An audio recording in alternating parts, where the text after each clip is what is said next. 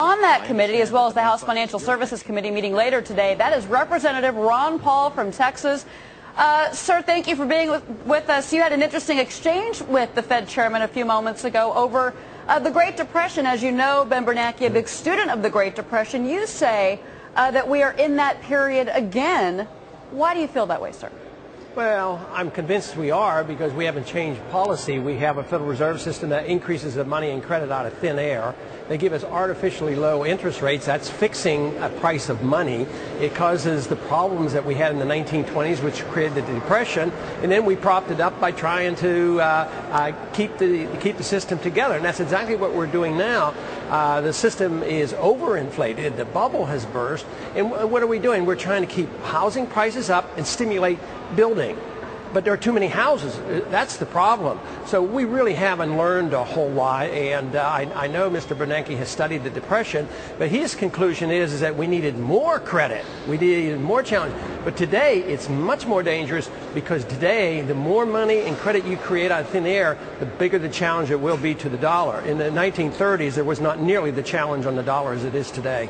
Congressman Paul, if we don't do anything, if we don't pass this $700 billion, whatever number it ends up being, what about the risks to the financial system? Forget inflation. What about deflation, for example?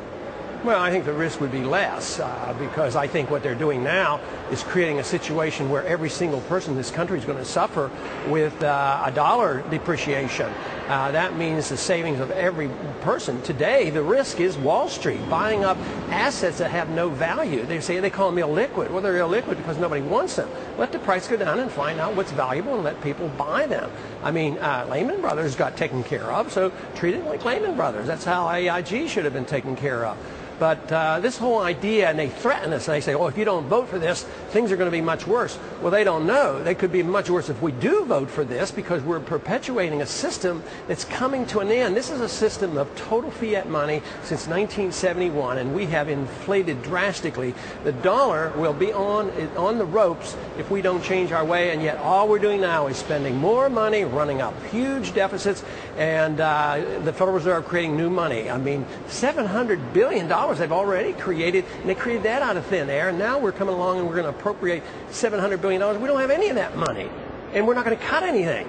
You'd think we'd come to our senses and maybe cut back on our empire around the world. That's where our real problem is we're spending all this money to police the world, and that's contributing to the financial crisis that we have. All right. Well, Congressman, our Washington Bureau Chief, Bruce Becker, is also in Washington as well right now. He's got a question for you. I wanted to bring him in. Bruce, go ahead. Yeah, hello, Congressman. I wanted to ask you, are you attending any of these closed-door meetings where Secretary Paulson and Chairman Bernanke are describing what I'm hearing is a much more dire portrait of the economy than they're painting publicly? Are you hearing those, and what kind of picture are they painting, and do you feel that those are not true, or that just simply the risks of government intervention are worse? Well, I don't think they're lying, but they're not true. They're not accurate because I don't think they have a full understanding of the economic picture, and they see it on the short run. Yes, on the short run, there are going to be problems because, you know, if they did it my way, you might have a very, very serious recession for a year, but then it would be over with. Right now, they're prolonging what has to be done. Bad assets and bad debt has to be liquidated. But now they're not allowing that to happen. That's what we did in the Depression. That's why the Depression lasted for more than a decade. In 1921, we had a bad depression, because of the inflation for the World War I. But it was over in 1 year. People hardly even remember it. But now we feel compelled for political reasons to interject all this planning and spending and all. But the market is much smarter than all the politicians and all the central bankers that we have. Well, so can you give us a sense of where you predict this is going in terms of the votes? Oh, the votes. I'm surprised that people aren't panicking because I don't sense that there's a vote. Everybody's getting thousands and thousands of calls. Don't vote for this. So I don't know how the Democrats are going to get the vote. And now they painted this picture of threats. If you don't pass it, it's going to be a disaster. So they've set the stage that they have to get it passed just for the psychological reason of what it'd be like if they don't pass it. But right now, just from my experience in talking to people on the floor, I don't know where the votes are going to come from. The only way they're going to get the votes is they're going to have to give everybody something which will compound our problem. They'll be doing a lot of appropriations in the bill for each individual district. Congressman, we're hearing that President Bush is mulling over the possibility of addressing the nation over the financial crisis. What are your constituents telling you from Texas? Because we're hearing a lot of Americans are not on board with this bailout as of now. Right. Well, that's what I'm hearing. They don't want me to spend more money. I have a district that's been used to me of being around and warning about this and saying that we've gotten ourselves into trouble because we spend too much. And they wouldn't want me to vote for this. And I don't know how the president or anybody else is going to change the world. Unfortunately, the president, even if he were on the right track, he doesn't have the credibility to change people's minds. Congressman, probably the best example of Main Street, Coca-Cola. Chairman comes out today and says, by the way, we think this is the most dire financial circumstances since the Great Depression.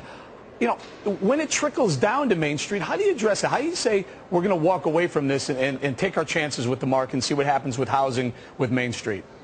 Well, mainly because if you understand monetary policy, you know what you're going to do is destroy the dollar. And that problem is 10 times greater than having some companies go bankrupt.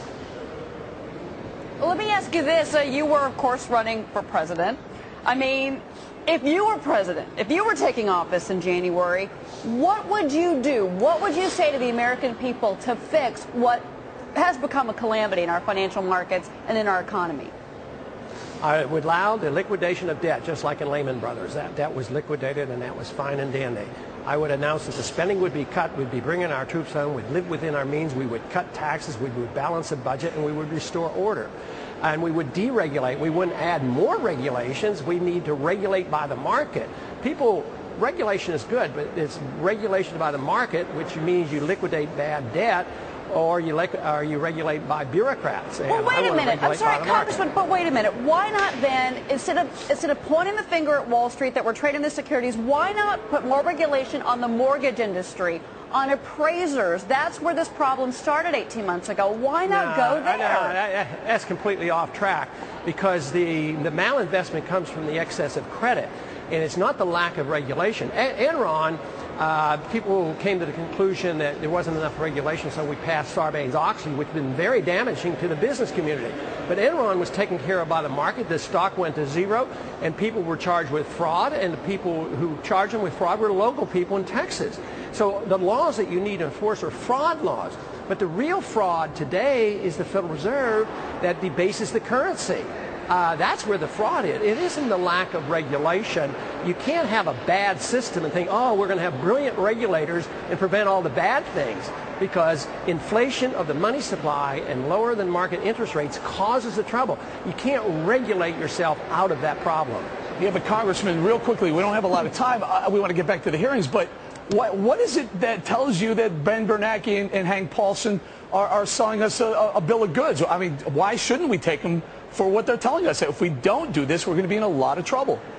Well, I mean, some people believe that, and not many people in the country believe it, and not a whole lot of congressmen are believing it right now, but they may well have their arms twisted out of fear and vote for it.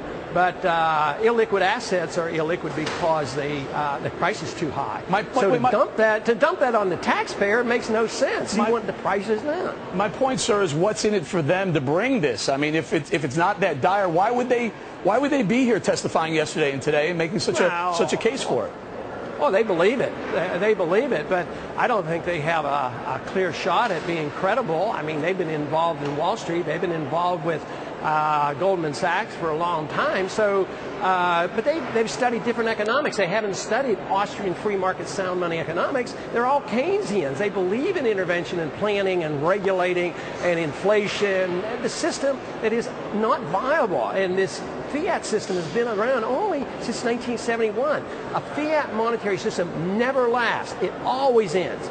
Gold and silver money is the only thing that lasts for the ages, and we're seeing the end of Bretton Woods too. Bretton Woods was predicted to end even as early as 1946. It ended in 1971, and others had predicted that the Bretton Woods II, which is what we've had is a pseudo paper standard, and it's a dollar standard, and we've lived way beyond our means because we got to create all this reserve currency. We didn't have to work for it. But now the dollar system is going to be rejected. Everything we're doing now will be a burden and a weight placed on the dollar. Well, Congressman Paul, we thank you so much for being with us. So we've seen you on the Joint Economic Committee. We'll see you again this afternoon. House Financial Services Committee. Busy day for you.